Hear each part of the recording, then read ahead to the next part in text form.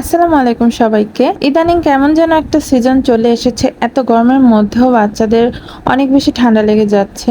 তো আমার বাচ্চারও ঠান্ডা লেগেছে, কাশি হয়েছে। এজন্য আমি ওর জন্য একটু স্যুপ রান্না করে নেব। বাচ্চাদের যদি ঠান্ডা লাগে, বুকে কফ জমে যায়, তখন কিন্তু এই স্যুপ খাওয়ালে ওদের একটু শান্তি লাগে। এই কফটা একটু হলেও কমে যায়। তো গরম গরম স্যুপ খাওয়ানোটা ঠান্ডার মধ্যে খুবই উপকারী। দেখতেই পেয়েছেন আমি তেলের মধ্যে অল্প একটু মুরগির মাংস ইউজ করেছি। আর হচ্ছে সেই অনুপাতে আদা রসুন বাটা একটু একটু করে দিয়ে নিয়েছি আর কাঁচামরিচ দিয়ে দিয়েছি। তো একটু নেড়েচেড়ে ভেজে নিয়ে আমি এখানে একটা টমেটো দিয়ে দিলাম।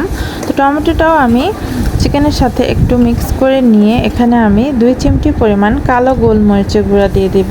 গোলমরিচটা আমি চিকেন আর টমেটোর সাথে একটু ভালো মতো মিক্স করে নিচ্ছি।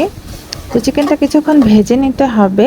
আর এই পর্যায়ে আমি 1 টেবিল চামচ পরিমাণ সয়া সস দিয়ে খুব ভালো মতো এই সব কিছু এখন কিছুক্ষণ ভেজে নিব।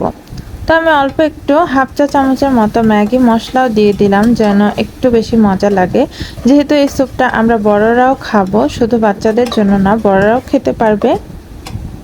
তো এবার সব কিছু মিক্স করে নিয়ে আমি পরিমাণ মতো পানি দিয়ে দিলাম, যতটুকু পরিমাণ আমি স্যুপটা রান্না করব।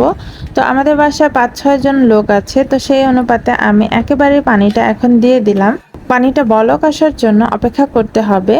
আর লবণটাও অ্যাডজাস্ট করে এখনই দিয়ে দিতে হবে।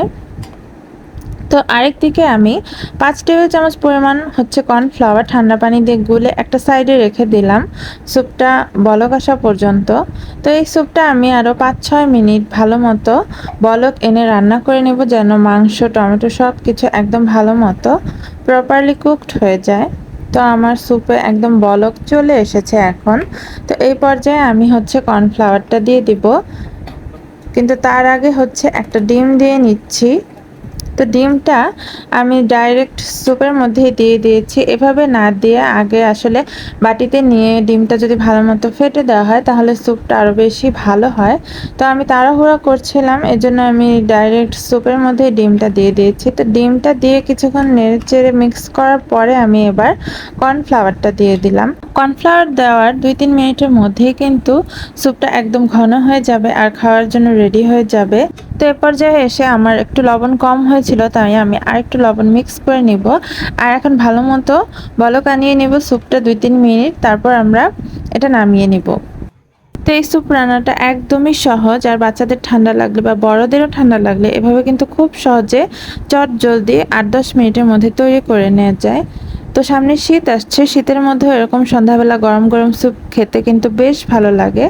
আপনারা সবাই কমেন্ট করে অবশ্যই জানাবেন যে স্যুপটা কেমন হয়েছে। আর ভিডিওটা দেখার জন্য সবাইকে অসংখ্য ধন্যবাদ।